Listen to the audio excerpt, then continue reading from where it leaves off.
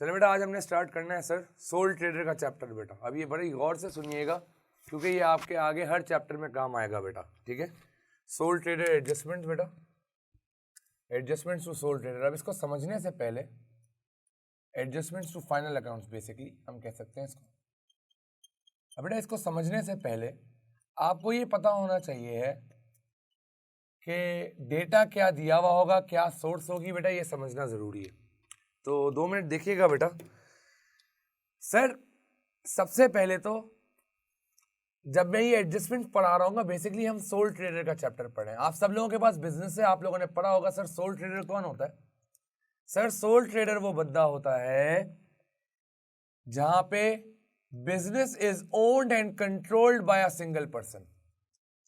Business is owned and controlled by a single person, जहां पे owner कौन है बेटा, सिंगल ओनर है, एक ओनर है बेटा। हम जब ये सोल ट्रेडर के बाद पार्टनरशिप पढ़ेंगे वहां बताऊंगा सर एक से ज्यादा लोग होंगे तो पार्टनरशिप होगी। सोल ट्रेडर कब होता है, देखो ना लिखा हुआ है ट्रेडर, वो भी सोल, सोल यानी सिंगल ट्रेडर सर। तो सोल ट्रेडर कौन है भाई, जहां बिजनेस कौन ओन करेगा बेटा, सिंगल ओनर ओन करेगा। अच्छा सर अब डेटा किस चीज का दिया होगा बेटा, डेटा आपको दिया होगा ट्रायल बैलेंस, हमने पहले ही पढ़ा है सर। 2 सोर्सेज ऑफ इंफॉर्मेशन आपको देगा वो, 2 सोर्सेज ऑफ इंफॉर्मेशन आपको वो देगा। एक वो आपको देगा ट्रायल बैलेंस, दूसरा वो आपको देगा बेटा एडिशनल इंफॉर्मेशन। दूसरा क्या देगा सर वो आपको, एडिशनल इंफॉर्मेशन। सर आपको याद होगा हमने बेसिक्स में पढ़ा था कि ट्रायल बैलेंस हमें दिया हुआ होता था, हम ट्रायल बैलेंस से इनकम स्टेटमेंट बनाते थे और एसओएफपी बनाते थे, बिल्कुल बेसिक्स बेटा। सर आज भी यही करना है, आज भी ट्रायल बैलेंस गिवन है और इनकम स्टेटमेंट एसओएफपी बनानी है, लेकिन इस एडिशनल इंफॉर्मेशन को अकाउंट फॉर करके बनानी है सर। जैसे मैं आपको बता देता हूं बेटा, सर आपको ये पूरा ट्रायल बैलेंस बना के दिया हुआ है। इस ट्रायल बैलेंस के अंदर दोस्त लेट सपोज सेल्स भी आ रहा है 2.5 लाख, परचेज भी आ रहा है बेटा 1.5 लाख, सर इसमें ओपनिंग इन्वेंट्री भी आ रहा है बेटा 15,000, सर इसमें एक्सपेंसेस भी आ रहे हैं, motor vehicle expense, sales return, purchase return. ये बिल्कुल वैसे ही ट्रायल बैलेंस दिया है आपको, इनकम स्टेटमेंट एसओएफपी बनानी है, एसेट्स दिए हुए बेटा, लायबिलिटीज दी हुई है। लेकिन सर मैं डायरेक्ट इनकम स्टेटमेंट एसओएफपी नहीं बना सकता, क्यों, खाली ट्रायल बैलेंस नहीं दिया, एडिशनल इंफॉर्मेशन भी दिया है, ये समझिएगा बेटा। एडिशनल इंफॉर्मेशन में उसने कुछ वर्किंग्स दी होंगी आपको, बेसिकली होगा पता है क्या, ये सारी आपको कुछ एडजस्टमेंट्स देगा बेटा। आपको क्या करना है, आपको इन एडजस्टमेंट्स को ऊपर वाले डेटा के साथ एडजस्ट करना है। जैसे एग्जांपल सर नीचे परचेजेस की आपसे एक एडजस्टमेंट करवाई उसने, तो बेटा अगर मैं अपनी इनकम स्टेटमेंट में ये परचेज लूंगा तो ये तो गलत हो गई, फिर एडजस्टमेंट करने का फायदा क्या है। तो sir adjustment to final accounts में आपको 2 सोर्स ऑफ डेटा मिलेंगे, एक ट्रायल बैलेंस, एक एडिशनल इंफॉर्मेशन। आपने क्या करना होगा सर, आपने जो है वो पहले एडिशनल इंफॉर्मेशन की वर्किंग्स करनी होंगी, फिर आपको इनकम स्टेटमेंट और एसओएफपी बनानी होगी। हम जो सीखेंगे बेटा वो एडजस्टमेंट्स ही सीखेंगे कि किस तरह एडजस्टमेंट्स करनी है। अब मैं आपको, और एक तो ये हो गया, दूसरा सर मैं आपको वो सारी एडजस्टमेंट्स पढ़ाऊंगा जिनके चैप्टर्स हमने पढ़ लिए। ये चैप्टर्स पढ़े इसलिए, हमने बेड डेट्स पढ़ा है सर, बेड डेट की एडजस्टमेंट है यहाँ पे, हमने डेप्रिसिएशन पढ़ा है, डेप्रिसिएशन की एडजस्टमेंट है यहाँ पे, हमने अक्रूवल्स एंड प्रीपेमेंट्स पढ़ा है, उसकी एडजस्टमेंट है बेटा यहाँ पे। तो बेटा जितने भी चैप्टर्स अभी तक हमने पढ़े हैं उन सब की एडजस्टमेंट्स यहाँ आएंगी। तो कुछ नया नहीं पढ़ना, बस हमें ये सीखना है कि इनकम स्टेटमेंट एसओएफपी कैसे बनाएंगे थ्रू 2 सोर्सेस। अब बेटा मैं आपको है ना सर इन एडजस्टमेंट्स के रिगार्डिंग कोई 12 से 13 नोट्स पढ़ाऊंगा बेटा, और उन नोट्स को क्लियरली सुनिएगा बेटा, उससे सवाल ऑटोमेटिकली सॉल्व होगा। नोट 1 सर, पहला नोट बेटा क्लोजिंग इन्वेंट्री एडजस्टमेंट। सर मैं एक एक चीज लिखूंगा, आप बस सुनते रहिए और देखते रहिए। पहला नोट है बेटा क्लोजिंग इन्वेंट्री एडजस्टमेंट। बस इतना जहन में रखे बेटा इन नोट्स को समझते वक्त कि आपके पास 2 सोर्सेज में डेटा है बेटा, एक है आपके पास ट्रायल बैलेंस, हम पहले ही बात कर चुके हैं बेटा, और दूसरा आपके पास एडिशनल इंफॉर्मेशन है। हम direct through trial balance income statement SOFP नहीं बना सकते बेटा। क्यों सर? कुछ नीचे वर्किंग्स हैं जो एडजस्ट करना जरूरी है ऊपर ट्रायल बैलेंस के साथ। तो दो सेट्स में हमें डेटा गिवन है बेटा। क्लोजिंग इन्वेंटरी एडजस्टमेंट क्या है बेटा? It is never a part of trial balance. It is never a part of trial balance. It is never a part of trial balance and is included in additional information. It is never a part of trial balance and is included in additional information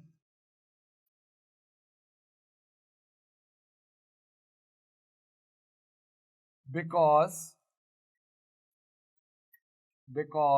closing inventory is always calculated because closing inventory is always calculated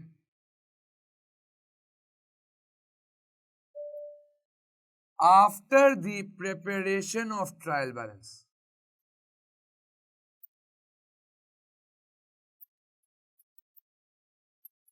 sir क्या लिखा मैंने? Sir मैंने ये लिखा, मैं closing inventory में अगर ढूंढने जाऊंगा, हम सबको पता है बेटा क्लोजिंग इन्वेंट्री दो जगह आता है। इनकम स्टेटमेंट में बेटा कॉस्ट ऑफ गुड्स सोल्ड के अंदर आता है, हमने पढ़ा था opening inventory add purchase less purchase return add carriage inward less closing inventory. और दूसरा हमने पढ़ा था बेटा एसओएफपी में नॉन करंट एसेट में। तो बेटा हमने ये पढ़ा था, सुन लें क्लास, क्लोजिंग इन्वेंट्री बेटा दो जगह आता है। क्लोजिंग इन्वेंट्री ट्रायल बैलेंस में कभी भी नहीं मिलेगा। क्लोजिंग इन्वेंट्री कहाँ गिवन होगा बेटा? एडिशनल इन्फॉर्मेशन में। क्यों सर? रीजन क्या है बेटा? क्योंकि क्लोजिंग इन्वेंट्री हमेशा कैलकुलेट कब होता है? जब आप ट्रायल बैलेंस बना चुके होते हो।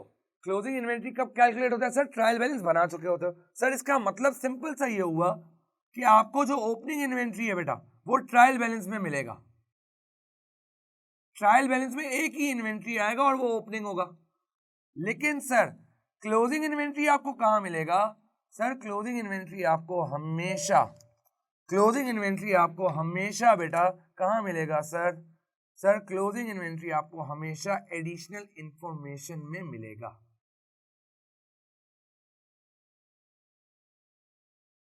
क्या इतनी सी बात क्लियर होती है दोस्त? अब बेटा नोट 2 ड्राइंग एडजस्टमेंट। सर हम सबको पता है ड्राइंग्स मैंने बेटा बिल्कुल बेसिक कॉन्सेप्ट में आपको पढ़ाया था। वेयर ओनर विड्रॉज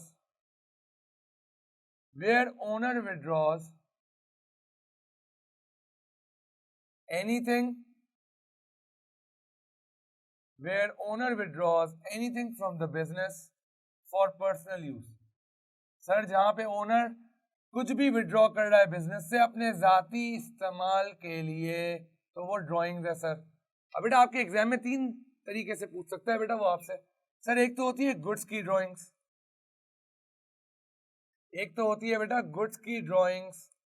सर एक होती है कैश की ड्राइंग्स बेटा, या सर कोई भी और एसेट की ड्राइंग्स दे दे, एनी अदर एसेट ड्राइंग्स। तो मैं क्या करूंगा? अकाउंटिंग सुन लो, हमने पहले ड्राइंग्स की एंट्री पढ़ी हुई है बेटा, आ जाओ दोबारा पढ़ लेते हैं, कोई मसले वाली बात नहीं है। सर मैंने आपको जब ड्राइंग्स की एंट्री पढ़ाई थी मैंने आपसे ये कहा था कि सर ड्राइंग्स हमेशा डेबिट होता है। भाई जब ओनर पैसे लेके आ रहा है तो कैपिटल बढ़ता है, क्रेडिट होता है। जब ओनर पैसे लेकर जा रहा है या कुछ और लेके जा रहा है बिजनेस से, तो सर ड्राइंग्स है कम हो रहा है, कैपिटल उसका डेबिट होगा, ड्राइंग्स डेबिट। सर गुड्स नहीं लिखता, मैंने आपको परचेजेस लिखना सिखाया था बेटा, ड्राइंग्स डेबिट परचेजेस क्रेडिट, ये एंट्री बनती है दोस्त। अच्छा अब होगा क्या बेटा? सुन लो, आपको ऊपर ट्रायल बैलेंस में ड्राइंग्स की भी वैल्यू दी हुई होगी, परचेजेस की भी वैल्यू दी हुई होगी बेटा, और नीचे आपसे कहेगा एडिशनल इंफॉर्मेशन में भाई एग्जामिनर के owner withdrew $200 goods for personal use. अभी करेंगे भी सॉल्व। यानी सर ऊपर जो परचेज और ड्राइंग्स आ रहा है वो वैल्यू एडजस्टेड नहीं है इस ड्राइंग से। अब जब मैं एडजस्ट करने जाऊंगा तो मैं ये एंट्री बनाऊंगा, drawings debit purchase credit. Sir जब ड्राइंग्स डेबिट और परचेज क्रेडिट करूंगा इसका मतलब क्या हो रहा है सर? सर ड्राइंग्स की भी नई वैल्यू निकालनी पड़ेगी, परचेज की भी नई वैल्यू निकालनी पड़ेगी। ड्राइंग्स डेबिट पे बढ़ता है बेटा तो आप ऐड कर दोगे सर परचेज बेटा, गुड्स जा रहे हैं ओनर गुड्स लेकर जा रहा है, परचेज क्रेडिट हो रही है, परचेज कम होगी बेटा, लेस हो जाएगा। आगे सुने सर कैश की ड्राइंग दो, भाई किसी भी चीज की ड्राइंग दो, ड्राइंग्स डेबिट होगी, और जिस चीज की हम ड्राइंग्स कर रहे हैं उसको क्रेडिट कर दूंगा। यहाँ गुड्स की ड्राइंग्स की थी तो परचेज क्रेडिट किया, यहाँ कैश की ड्राइंग्स कर रहा हूं तो कैश क्रेडिट करूंगा। सर वही बात, ड्राइंग्स ऐड होगा सर, और कैश से पैसे जा रहे हैं बेटा, कैश कम हो रहा है, कैश होगा माइनस लेस। यानी सर किसी भी एसेट की आपको एग्जामिनर ड्राइंग्स बोले, कोई भी एनी अदर एसेट, आप ड्राइंग्स डेबिट करोगे और वो अदर एसेट क्रेडिट करोगे बेटा। और सर हमें क्या करना है, हमें ड्राइंग्स को बढ़ाना है बेटा, यानी ड्राइंग्स को ऐड करूंगा। और सर हमें कैश कोई भी अदर एसेट को जा रहा है बेटा बिजनेस से जा रहा है, एसेट कम हो रहा है, लेस होगा। आपको अभी इतना पता होना चाहिए ऐड क्यों हो रहा है और लेस क्यों हो रहा है। सर ऐड इसीलिए हो रहा है क्योंकि ड्राइंग्स बढ़ रहा है सर, ओनर ज्यादा चीजें घर लेके जा रहा है। सर परचेज या कैश या अदर एसेट लेस क्यों हो रहा है, क्योंकि बिजनेस से वो चीजें जा रही हैं। अब आओ सर ये ऐड और लेस किससे करना है बेटा, मैं आपको एक एग्जांपल बना के देता हूं। सर आपको एग्जाम में एक ट्रायल बैलेंस बना कर दिया है, आपको क्या किया है बेटा, एग्जाम में एक ट्रायल बैलेंस बना कर दिया आपके एग्जामिनर ने।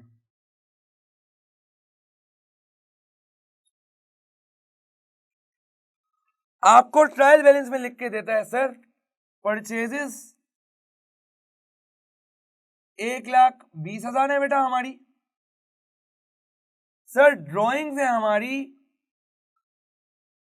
5,400। अच्छा, और हमने अभी पढ़ा सर जब भी सोल ट्रेडर का डेटा आएगा आपको बेटा वो सोल ट्रेडर के डेटा में एडिशनल इन्फो भी देगा, ट्रायल बैलेंस भी देगा।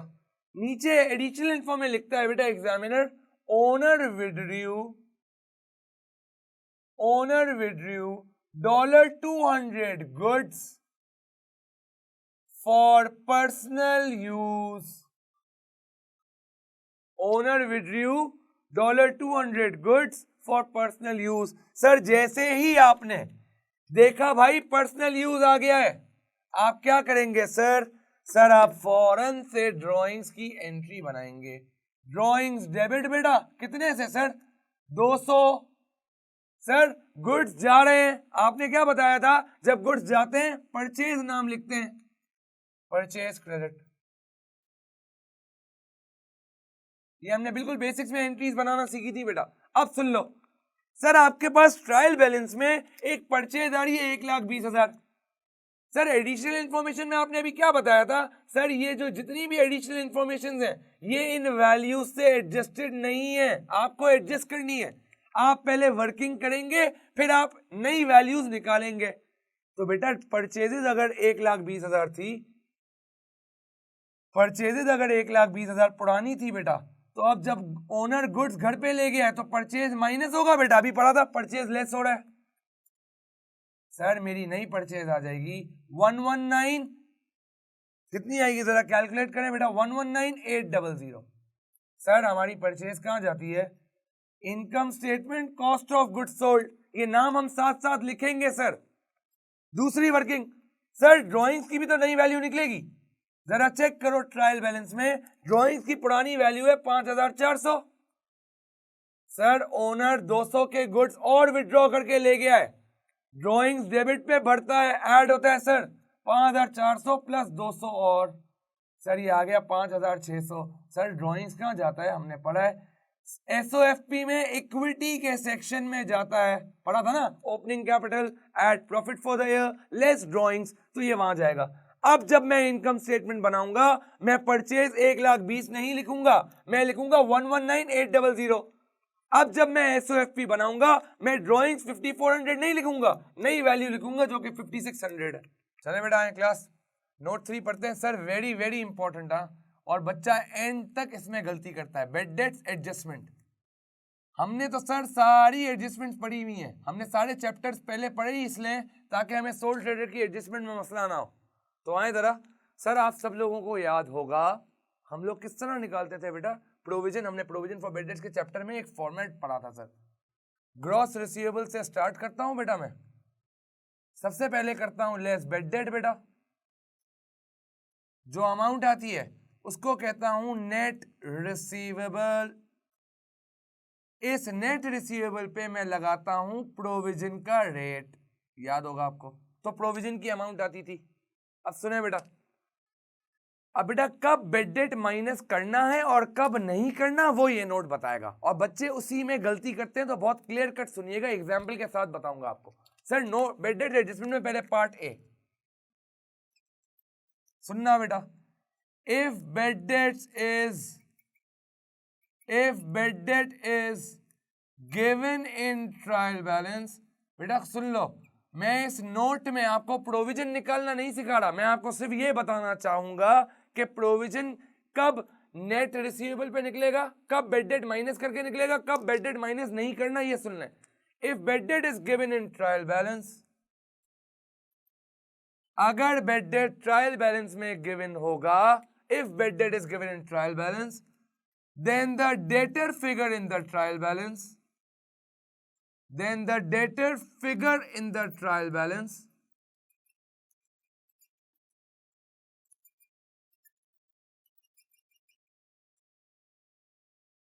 then the debtor figure in the trial balance is already the net receivable figure, is already the net receivable figure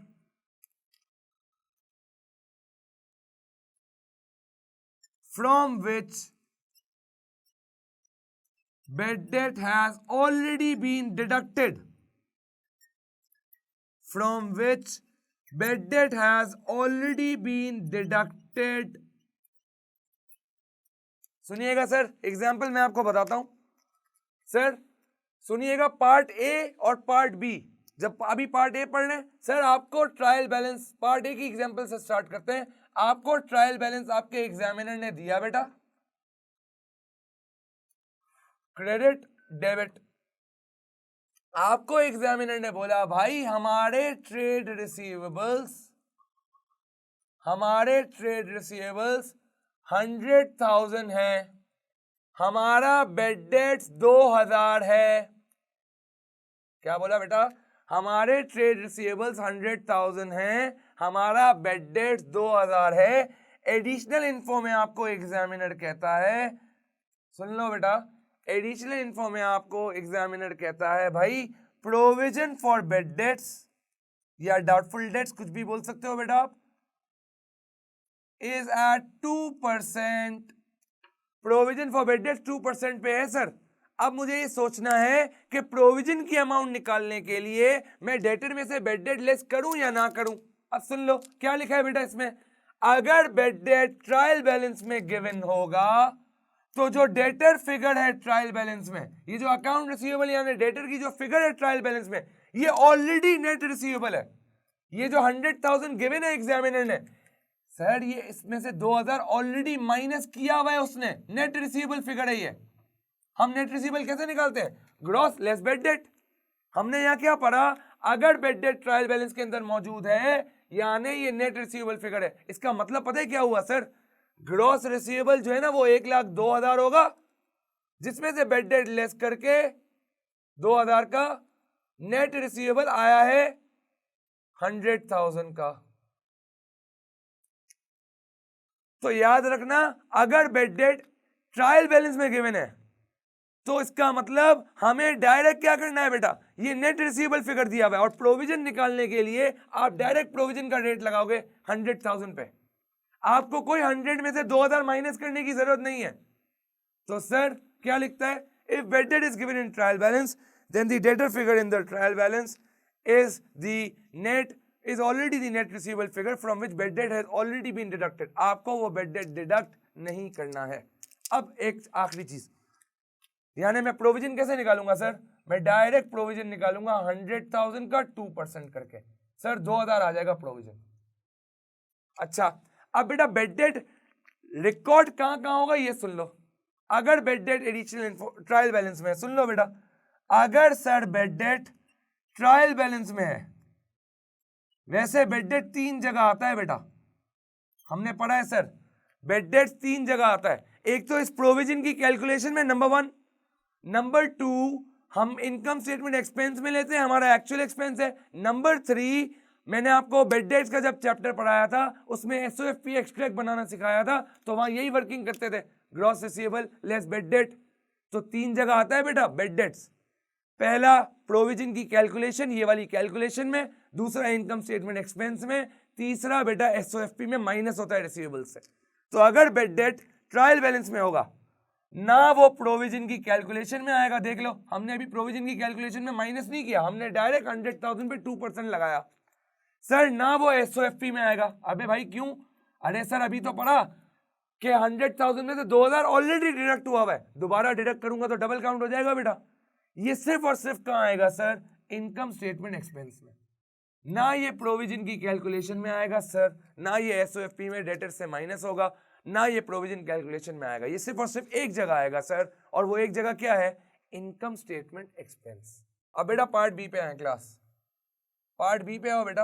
अब जब मैं पार्ट बी आपको जब बेड डेट एडजस्टमेंट का पढ़ाऊंगा ना, यकीन माने ए भी क्लियर हो जाएगा, बी भी क्लियर हो जाएगा। आ जाए सर, लिखते हैं, if bad debts is given, if bed debts is given in additional information, sir अगर bed debts additional info में given होगा तो सुन लो, then the debtor figure in the trial balance, then the debtor figure in the trial balance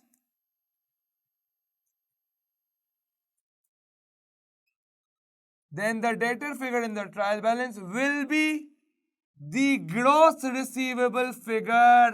sir अब net नहीं होगी, अब gross होगी बेटा। सीधी सीधी बात, अज्यूम बात है सर।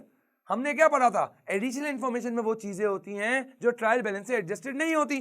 तो ट्रायल बैलेंस में अगर कोई डेटर आ रहा है और बेड डेट अगर एडिशनल इंफॉर्मेशन में आ रहा है तो सीधी सीधी बात माइनस नहीं हुआ है सर। तो if bad debt is given in additional information, then the debtor figure in the trial balance will be the gross receivable figure from which bad debt needs to be deducted, from which bad debt needs to be deducted, from which bad debt needs to be deducted in order to calculate provision। Sir अब provision जब निकालना होगा, मैं direct debtor की amount पे नहीं निकालूंगा जिस तरह पार्ट ए में निकाला था, डायरेक्ट डेटर की अमाउंट पे रेट लगाया था। अब डेटर की अमाउंट में से, रिसीवेबल की अमाउंट में से पहले बेड डेट माइनस करना पड़ेगा, फिर जो अमाउंट आएगी नेट फिगर कहलाई जाएगी, उस पे लगाऊंगा रेट। तो from which bad debt needs to be deducted in order to calculate provision for bad debts. Sir अभी एक एग्जाम्पल करेंगे, समझ आ जाएगा इंशाल्लाह। आ जाए जरा। सर आपके एग्जामिनर ने आपको ट्रायल बैलेंस बना कर दिया है, आपके एग्जामिनर ने आपको ट्रायल बैलेंस बना कर दिया है दोस्त, और उस ट्रायल बैलेंस में सर ट्रेड रिसीवेबल्स या अकाउंट रिसीवेबल आ रहा है बेटा 95,000। कितना आ रहा है दोस्त? 95,000। अच्छा, और सर सुन ले, आपको एडिशनल इंफॉर्मेशन में बोल रहा है, ये देखो बेटा, एडिशनल इंफॉर्मेशन में बोल रहा है a debt of $1,000 needs to be written off। Sir पढ़ा था ना बेड डेट को राइट ऑफ बोलता है examiner. a debt of $1,000 needs to be written off, और दूसरी एंट्री में बोलता है भाई provision for bad dates will be calculated, provision for bad date will be calculated, वही सर 2% रखते हैं, एट 2%। अब सुन लो बेटा, क्या पढ़ा हमने? सर हमने ये पढ़ा अगर बेड डेट्स एडिशनल इंफॉर्मेशन में गिवन होगा तो सर ये जो डेटर फिगर है ट्रायल बैलेंस में, ये ग्रॉस रिसीवेबल होगी। यानी सर अब ये जो 95,000 है ना, ये नेट नहीं है, ये ग्रॉस है। ये नेट नहीं है सर, ये ग्रॉस है। पार्ट ए जब पढ़ रहे थे और ट्रायल बैलेंस में बेड डेट्स गिवन था तो ये 100,000 नेट था, बेड डेट ऑलरेडी माइनस हुआ था। जब बेड डेट्स एडिशनल इंफॉर्मेशन में होगा तो डेटर की फिगर नेट नहीं होगी, अब ग्रॉस होगी, जिसमें से हमें ट्रायल बैलेंस में, जिसमें से हमें बेड डेट माइनस करना पड़ेगा, तभी रेट लगा सकता हूं, डायरेक्ट रेट नहीं लगा सकता। तो अब सुनिएगा सर, अब जब मैं प्रोविजन निकालूंगा तो किस तरह निकालूंगा? मेरे पास रिसीवेबल्स हैं बेटा 95,000 के, मैं सबसे पहले बेड डेट लेस करूंगा 1000 का, मेरे पास जो आंसर आएगा वो नेट रिसीवेबल आएगा 94। इस पे लगाऊंगा प्रोविजन का रेट 2%, तो मेरे पास प्रोविजन की अमाउंट आ जाएगी। सीधा सीधा डिफरेंस है बेटा। अगर बेड डेट्स ट्रायल बैलेंस में है तो डायरेक्ट रिसीवेबल की फिगर पे रेट लगा देना। अगर बेड डेट्स एडिशनल इंफॉर्मेशन में है, पहले रिसीवेबल में से बेड डेट माइनस करना, फिर प्रोविजन लगाना। अब सुन लो, हमने यहां पढ़ा था ना सर, अगर बेड डेट्स ट्रायल बैलेंस में गिवन होगा तो ना प्रोविजन की कैलकुलेशन में आएगा ना एसओएफपी में आएगा, क्योंकि दोनों जगह से ऑलरेडी माइनस हुआ है, सिर्फ इनकम स्टेटमेंट में आएगा। सर व्हाट इफ अगर बेड डेट एडिशनल इंफॉर्मेशन में हो, what if sir bed date additional information में हो, अब बेटा तीनों जगह आएगा। आप देख लो, हमने प्रोविजन की कैलकुलेशन में लिया है, हमने बेटा प्रोविजन की कैलकुलेशन में लिया है सर, प्रोविजन की कैलकुलेशन में लिया है सर। एसओएफपी में डेटर से माइनस भी होगा, क्योंकि अब ग्रॉस है, माइनस नहीं हुआ हुआ, मुझे करना पड़ेगा सर। और सर इनकम स्टेटमेंट एक्सपेंस में तो हर हाल में आएगा सर। तो याद रखिएगा, अगर बेटा मैंने अभी प्रोविजन निकालना नहीं सिखाया, मैं बेड डेट्स का ट्रीटमेंट सिर्फ बता रहा हूं सर। अगर बेड डेट्स ट्रायल बैलेंस में गिवन है और अगर प्रोविजन निकालना है, मैं डायरेक्ट डेटर की जो फिगर होगी उस पे डायरेक्ट रेट लगाऊंगा तो प्रोविजन आ जाएगा। डेटर में से पहले बेड डेट को माइनस करना नहीं है, क्योंकि ऑलरेडी माइनस हुआ हुआ है। और सर वो बेड डेट सिर्फ एक जगह आएगा, इनकम स्टेटमेंट एक्सपेंस। और सर अगर बेड डेट्स एडिशनल इंफॉर्मेशन में गिवन होगा, यानी सर जो डेटर फिगर होगी ट्रायल बैलेंस में वो ग्रॉस होगी, बेड डेट पहले माइनस होगा फिर प्रोविजन निकलेगा, यानी वो प्रोविजन कैलकुलेशन में भी आएगा, एसओएफपी में डेटर से माइनस भी होगा क्योंकि माइनस ही नहीं हुआ हुआ, और एक्सपेंस में तो हर सूरत आएगा क्योंकि बेटा मेरा लॉस है वो। बेटा फाइनली पढ़ते हैं हम provision for bad debt adjustment. Sir ठीक है, बेड डेट्स का हमें रूल समझ आ गया कि बेड डेट्स कब माइनस होगा प्रोविजन निकालते वक्त, कब नहीं होगा। अब प्रोविजन का क्या करना है सर ये बताएं। आ जाओ बेटा बता देता हूँ provision for bad debt adjustment. Sir simple सी एग्जांपल से ही लेके चलते हैं, आ जाए। सर हमारे पास ट्रायल बैलेंस गिवन है बेटा, सुन लो बेटा, हमारे पास ट्रायल बैलेंस गिवन है बेटा, और ट्रायल बैलेंस के अंदर बेटा आपके एग्जामिनर ने, ये क्रेडिट साइड है बेटा हमारी, ये हमारी डेबिट साइड है। आपको एग्जामिनर बोलता है सर हमारे ट्रेड रिसीवेबल्स या अकाउंट रिसीवेबल्स हैं बेटा, लेट्स सपोज 10,000 बेटा, और सर हमें एक प्रोविजन फॉर बेड डेट्स भी दिया है उसने ट्रायल बैलेंस के अंदर। सर हमें प्रोविजन फॉर बेड डेट उसने दिया 400 का। अच्छा, और एडिशनल इंफॉर्मेशन में बोलता है यार, सुन लो बेटा, एडिशनल इंफॉर्मेशन में बोलता है बेटा प्रोविजन फॉर बेड डेट्स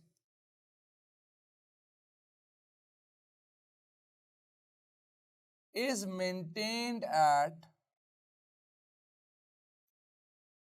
5% कर लो बेटा। Provision for bad debt is maintained eight 5%। अब मैं क्या करूंगा सर ये सुन लें आप, देख लो बेटा। अब मैं क्या करूंगा सर ये देख लीजिए। ठीक है, हमने बेड डेट्स वगैरह का डिस्कशन कर लिया, इस सवाल में बेड डेट्स नहीं है, हम डायरेक्ट रिसीवेबल्स पे रेट लगाते हैं बेटा। आओ सर, हमारी वर्किंग हमने सीखी थी ना दोस्त, ग्रॉस रिसीवेबल से स्टार्ट करता हूँ सर। 10,000 है, बेड डेट्स तो कुछ गिवन ही नहीं है बेटा, जीरो। एग्जाम में मत करना बेटा, ये सिर्फ आपको समझा रहा हूँ। बेड डेट होता हमें पता है, अगर नीचे होता तो बेड डेट माइनस होता, ऊपर होता तो माइनस नहीं होता बेटा। नेट रिसीवेबल हमारे पास आया बेटा 10,000 ही। इस नेट रिसीवेबल पे क्या करते हैं बेटा, हम प्रोविजन का रेट लगाते हैं। सर आप प्रोविजन क्यों निकाल रहे हैं, प्रोविजन तो आपको दिया हुआ है। देखो बेटा, हमने पढ़ा था ना, ये हमारे पास प्रोविजन आ गया 500, हमने पढ़ा था ना सर, हम प्रोविजन की हर साल एडजस्टमेंट करते हैं, हम ये डायरेक्ट 500 नहीं ले जा सकते। प्रोविजन की एडजस्टमेंट सीखी थी, करंट एस्टिमेट, प्रीवियस एस्टिमेट, जो हम रेट से निकालते हैं वो इस दफा का प्रोविजन है 500। सर प्रीवियस कहां से लाएंगे बेटा, ये जो ट्रायल बैलेंस में आपको प्रोविजन गिवन होगा ये आपका प्रीवियस एस्टिमेट होगा। तो सर लास्ट ईयर तक लगता था शायद डेटर 400 रुपए लेके भाग जाए, इस दफा मेरे एस्टिमेट रिवाइज हो गए, मुझे लगता है भाई 400 नहीं, डेटर 500 लेके भागेगा। तो बेटा 400 तो मेरी बुक्स में ऑलरेडी रिकॉग्नाइज थे, मैं और कितने से प्रोविजन बढ़ाऊंगा बेटा, इंक्रीज इन प्रोविजन 100 से बेटा। हमने पढ़ा है सर, हमने पढ़ा है इंक्रीज इन प्रोविजन होता है एक्सपेंस होता है सर, तो ये इनकम स्टेटमेंट में एक्सपेंस में चले जाएगा। सर एसओएफपी में भी तो आपने फॉर्मेट में लिखा था account receivable less bad debts less provision, sir वहां कौन सा प्रोविजन जाएगा बेटा, एसओएफपी में हमेशा करंट एस्टिमेट जाता है। तो ये करंट एस्टिमेट कहां जाएगा, एसओएफपी करंट एसेट। जब आप एसओएफपी बनाओगे आप वहां लिखोगे रिसीवेबल 10,000 लेस प्रोविजन 500, और आप नेट रिसीवेबल दिखाओगे 9,500 का। Sir what if trial balance में कोई प्रोविजन हो ही ना, sir what if trial balance में कोई प्रोविजन ही ना हो। सर इसका मतलब अगर ट्रायल, यहां तो दिया हुआ है बेटा प्रोविजन 400, अगर प्रोविजन का नाम ही ना हो, लेट सपोज प्रोविजन ना हो बेटा, तो सर प्रीवियस एस्टिमेट उस केस में 0 होगा। तो पूरा करंट एस्टिमेट क्या है? Increase in provision. और सर हमें पता है सर अगर ये डिक्रीज इन प्रोविजन का केस होता तो हम इसको इनकम स्टेटमेंट एक्सपेंस में नहीं अदर इनकम में ले जाते। अब आ जाए सर आगे चलते हैं नोट 5 पे बेटा। नोट 5 बेटा डेप्रीसिएशन एडजस्टमेंट, अभी अभी हाल में ही पढ़ा है सर हमने depreciation. Note 5 depreciation adjustment.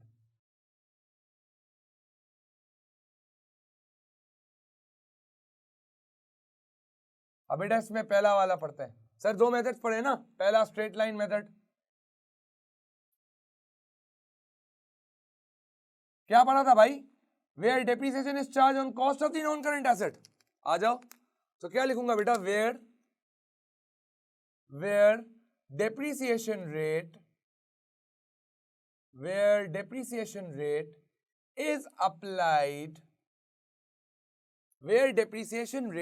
is applied on cost of the non-current asset.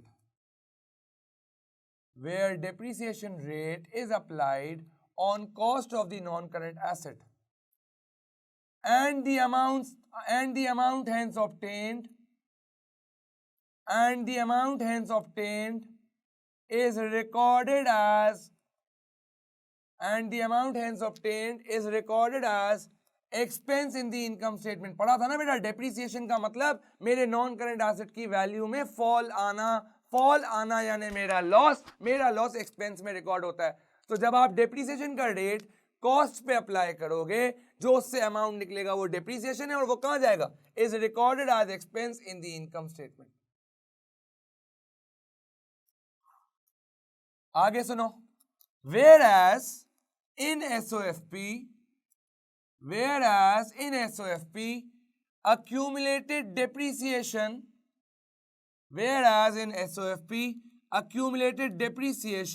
will be recorded। Sir अभी accumulated depreciation क्या है बेटा? मैंने आपको जब बेसिक इनकम स्टेटमेंट और SOFP पढ़ाई थी तो मैंने आपको उसमें बताया था दोस्त, income statement for the year बनती है। तो जब मैं आज की इनकम स्टेटमेंट बनाऊंगा, आज इस साल की इनकम स्टेटमेंट बनाऊंगा बेटा, तो उसमें सिर्फ इस साल का जाएगा। फॉर द ईयर का मतलब सिर्फ उस पर्टिकुलर ईयर की चीजें रिकॉर्ड होंगी।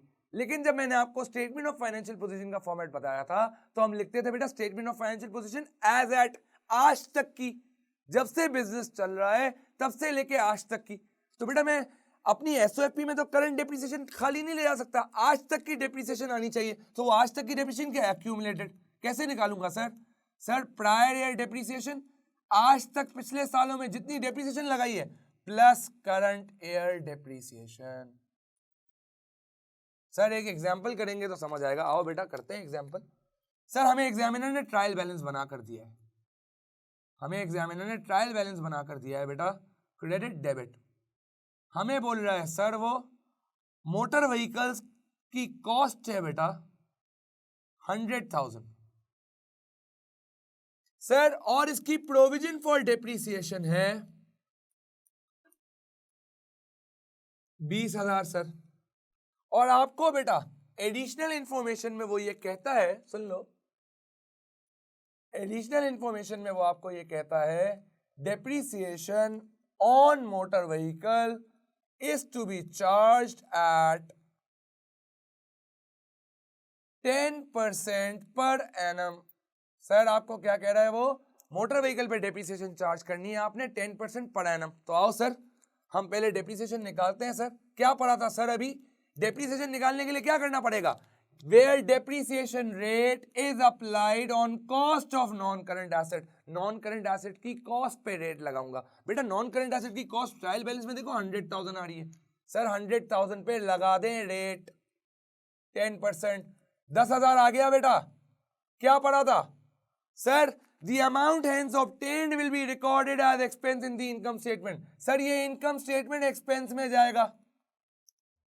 अच्छा, whereas in SOFP accumulated depreciation will be recorded। Sir SOFP में ये नहीं रिकॉर्ड करता accumulated, आज तक का डेप्रिसिएशन।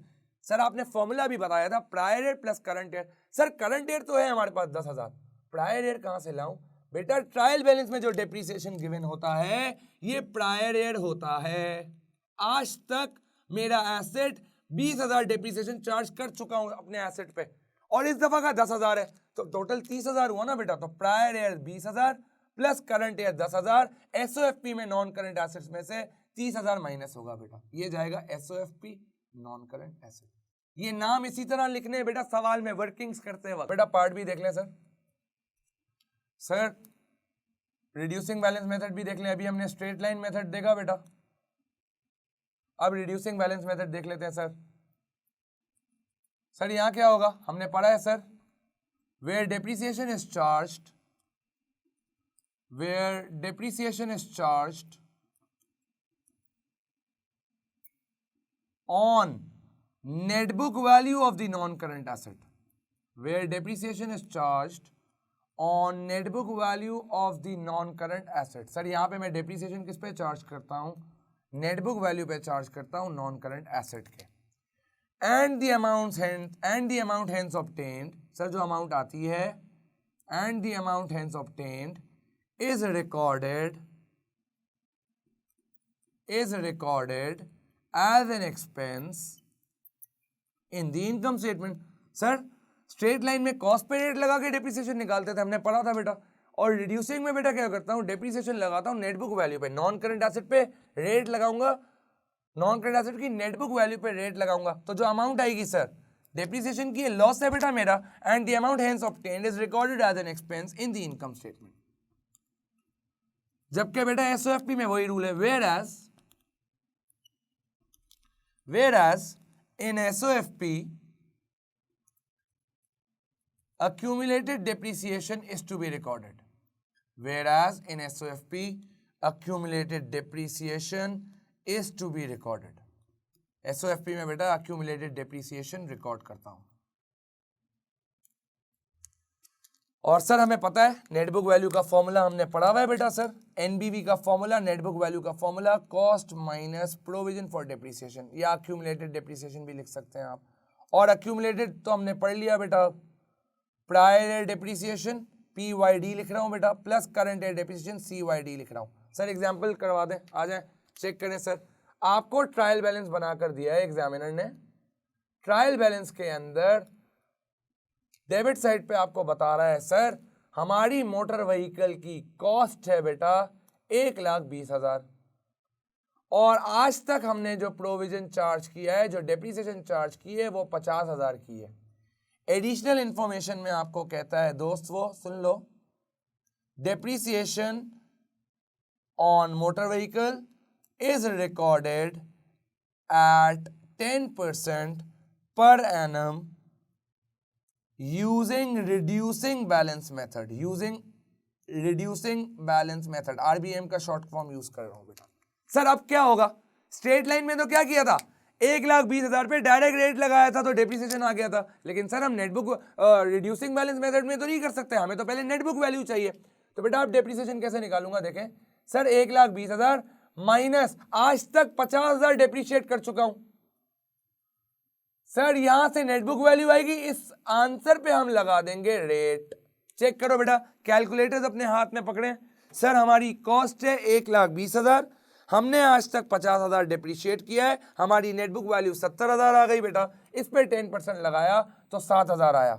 ये 7,000 कहां जाएगा, इनकम स्टेटमेंट एक्सपेंस, पढ़ा था ना, where depreciation is charged on, where depreciation rate कर दो बेटा इसको, where depreciation rate is charged on net book value of non current asset। net book value 70,000 निकाली, उस पे जब रेट लगाऊंगा तो amount hence obtained will be depreciation, और ये कहां जाएगी, एक्सपेंस में।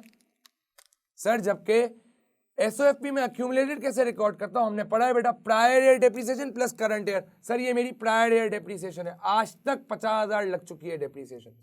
सर आज तक 50,000 लग चुकी है, इस साल 7,000 और लगाई है, यानी सर एसओएफपी में अक्यूमुलेटेड या प्रोविजन फॉर डेप्रिसिएशन के नाम पे 57,000 माइनस होगा। यानी सर जब मैं एसओएफपी बनाऊंगा, मेरे एसेट्स, मेरी मोटर व्हीकल 1,20,000 होगी, मैं इसमें से प्रोविजन फॉर डेप्रिसिएशन 57,000 माइनस करूंगा। हमने यही तो पढ़ा था एसओएफपी एक्सट्रैक्ट में, याद है डेप्रिसिएशन में, जब मैं आपको डेप्रिसिएशन पढ़ा रहा था उसके एसओएफपी एक्सट्रैक्ट में हमने ये पढ़ा था, हम एसेट के कॉस्ट में से सारा आज तक का डेप्रिसिएशन माइनस करते हैं और नेटबुक वैल्यू एसओएफपी में दिखाते हैं।